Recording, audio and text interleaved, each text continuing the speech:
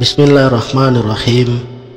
Assalamualaikum warahmatullahi wabarakatuh. Salam sang sejati. Firman Allah, dan apabila manusia bertanya kepadamu tentang ruh, katakanlah, ruh itu termasuk urusan Tuhanku, dan tidaklah kamu diberi pengetahuan melainkan sedikit. Apabila telah kusempurnakan kejadiannya dan kutiupkan ruhku, maka hendaklah kamu bersujud kepadanya. Sujudnya malaikat kepada Adam, karena di dalam diri manusia yang telah disempurnakannya sebenarnya mengandung zat Tuhan atau energi ilahiyah, yaitu yang disebut ruhku di dalam surat Shad ayat 72, bukan kepada sifat kemanusiaannya. Kita sebagai keturunan Nabi Adam alaihi salam juga diberikan ruhnya, ruh yang diturunkan Allah kepada tanah yang diberi rupa adalah berasal dari tiupan ilahi yang suci yang membawa misi memelihara serta mengendalikan bumi. Namun ketika pikiran dan perasaan manusia mengikuti bisikan kolbunya yang sakit serta hawa nafsunya yang tidak terkendali, maka unsur yang sangat mulia itu mulai terbungkus, sehingga kualitas insan mengalami degradasi. Akhirnya kesadaran dirinya jatuh ke dalam lumpur tanah, sehingga ruh suci itu nampak gelap dan tidak bersinar lagi. Ia tidak mampu mengendalikan tubuhnya, sehingga yang mengendalikan tubuhnya adalah setan. Tinggallah kini ruh tak dapat berbuat apa-apa. Setanlah yang menggantikan kedudukan nurani sebagai pengendali pikiran, perasaan, dan batin manusia tersebut. Dengan demikian, yang mengendalikan pikiran dan tubuh bukan kesadaran jiwa lagi, akan tetapi dorongan-dorongan seperti rasa lapar, rasa haus, seks, rasa marah, dan malas. Semua itu timbul karena aktivitas tubuh. Tetapi dia cenderung kepada dunia dan menurutkan hawa nafsunya yang rendah. Maka perumpamaannya seperti anjing. Inilah yang dinamakan jiwa yang mengikuti nafsu binatang. Pada kondisi seperti inilah ruh berada di lubuk hati yang paling dalam, seolah ruh berada jauh di dasar sekali. Ini menunjukkan ruh tidak dapat melakukan tugasnya sebagai utusan Allah yang mengatur anggota tubuhnya dengan sinar keilahian untuk menata kehidupan sesuai dengan fitrah ilahi. Secara hakikat, ruh suci inilah Al-Quran sejati yang tidak tertulis dengan tinta dan tidak berupa suara, sehingga keabadian firman-Nya tetap terjaga karena tersimpan di dalam kalam yang suci. Sesungguhnya Al-Quran itu adalah ayat-ayat yang nyata di dalam dada orang-orang yang diberi ilmu, dan tidak ada yang mengingkari ayat-ayat kami kecuali orang-orang yang zalim. Manusia harus berjuang menemukan kembali unsur yang akan menjadikannya sebagai makhluk yang paling mulia di alam semesta ini.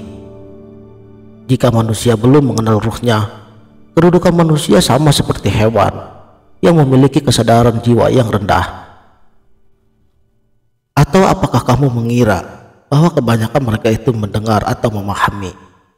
Mereka itu tidak lain hanyalah seperti binatang ternak, atau bahkan lebih sesat jalannya dari binatang ternak itu.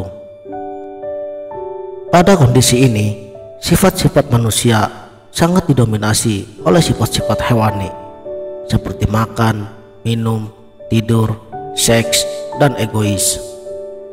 Dominasi ego dan nafsu sangat kuat mempengaruhi kehidupan manusia.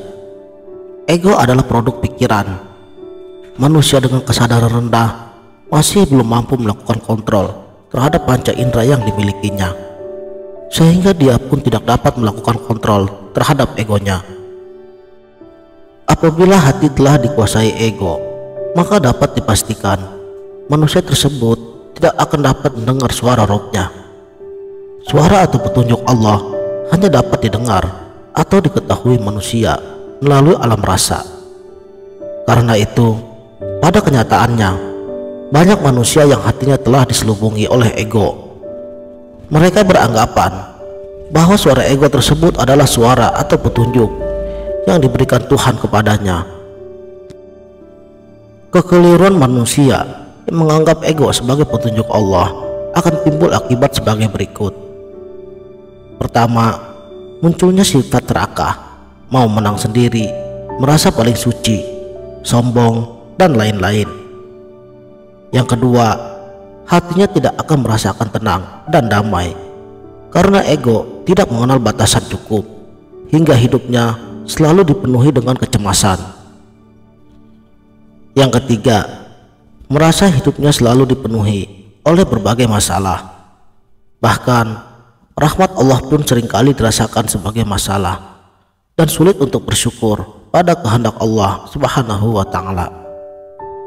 Pikiran dan perasaannya selalu dihantui oleh rasa takut yang tak berkesudahan, takut ditinggal oleh Tuhan-Tuhan palsu yang telah hidup di dalam hatinya. Manusia yang ruhnya masih terselubung, masih rendah kesadarannya, melaksanakan ibadah hanya karena mengejar pahala, menggapai surga, dan takut akan neraka.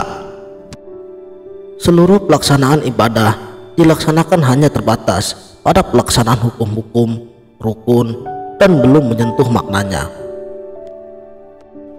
Karena itu, kebanyakan manusia yang berkesadaran rendah pada akhirnya, disadari atau tidak, akan menjadikan hukum-hukum syariat sebagai Tuhan-Tuhan palsu di hatinya.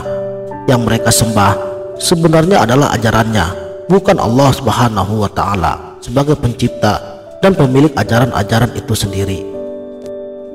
Kebanyakan manusia tidak menyadari bahwa beribadah sebenarnya bukanlah bertujuan mengejar pahala, tetapi sebagai training atau latihan untuk mencapai derajat takwa atau kesejatian diri yang sesungguhnya, sehingga menjadi manusia yang mampu menjalankan hidup di dalam pimpinan ruh yang hidup. Untuk dapat meningkatkan kualitas kesadaran rendah menjadi kualitas kesadaran yang lebih tinggi, maka yang pertama kali harus dilakukan adalah menurunkan dominasi ego yang ada di dalam diri kita. Wallahu a'lamu bishawab. Sekianlah, semoga bermanfaat. Wassalamualaikum warahmatullahi wabarakatuh.